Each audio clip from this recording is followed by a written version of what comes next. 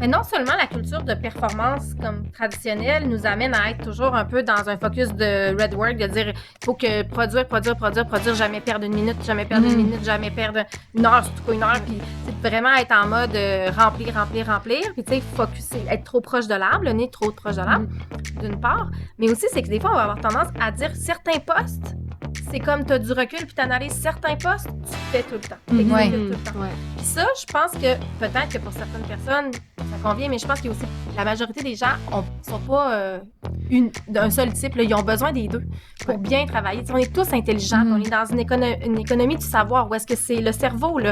Puis on a notre cerveau, c'est notre outil. Nous, souvent, c'est notre principal outil de travail. C'est pas notre ordinateur, c'est notre cerveau. Est-ce qu'on le comprend, notre cerveau? Est-ce qu'on sait comment il fonctionne? Est-ce qu'on connaît ses besoins? Est-ce que le travail est organisé autour des besoins du cerveau? C'est ça. Mais c'est ça un peu le changement de paradigme qu'il faut avoir. Au lieu d'avoir l'approche machine, productivité, usine,